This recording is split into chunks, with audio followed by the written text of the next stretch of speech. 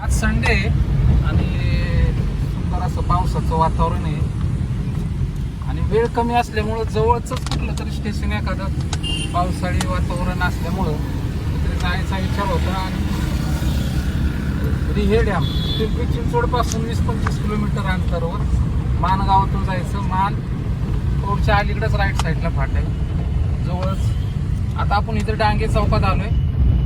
डांगे चौकातून इथून Bangalore highway cross करून मान मार्गे रिहे डॅम. आपण वरून वरती आल्यानंतर हे बापूजी गोवा मंदिर आहे घाटामध्ये.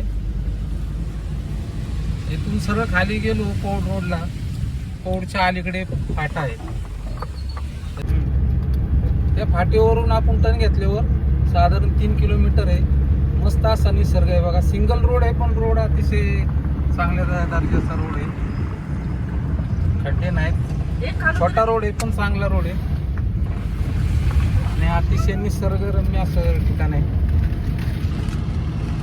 वन डे ट्रिप साठी चांगला पॉइंट आहे. रिहे डॅमसाठी आपल्याला 2 व्हीलरला 20 रुपये आणि 4 व्हीलरला 50 रुपये पार्किंग चार्ज आहे. इतर दुसरा काही खर्च तिथे नाही. आपल्या एकदम थोडक्यात कमी बजेटमध्ये मस्त ट्रिप होऊ शकते.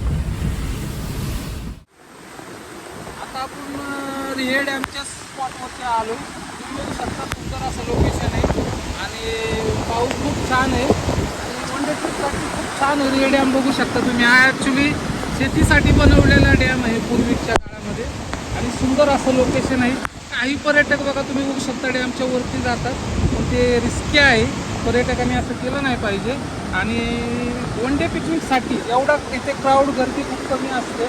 लोकांना खूप कमी माहीत आहे. पुण्यापासून फक्त 25-30 किलोमीटर अंतरावरती एक तासाच्या ट्रॅव्हलिंग नंतर आपण आता इथे काय तुम्ही कुठून आला? आम्ही PCMC मधून आले.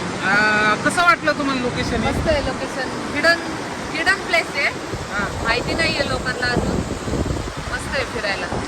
मॅडम तुम्ही कुठून आला? मी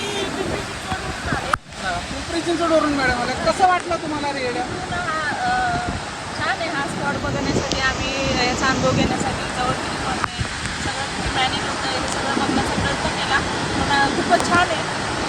आणि इथे आता पाऊस सगळं सोबत. ओके मॅडमचं एकच म्हणणं आहे त्यांना आनंद वाटला इथं येऊन.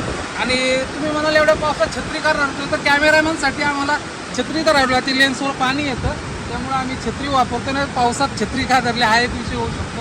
पण सुरक्षितता बाळगून निसर्गाशी खेळ न करता आपण निसर्गाचा आनंद लुटला तर निसर्ग नक्कीच आपल्याला निराश करत नाही ना आनंदी ठेवतो. कारण तुम्ही बघू शकता हे बघा या लाटा बघा. निसर्गाशी खेळण्याचा प्रयत्न अजिबात करायचा नाही. पूर्णच निसर्गाचा आनंद घ्यायचा. आणि पावसाचं वातावरण फॅमिलीसाठी सुंदर असा डॅम आहे. या नक्की बघा. धन्यवाद.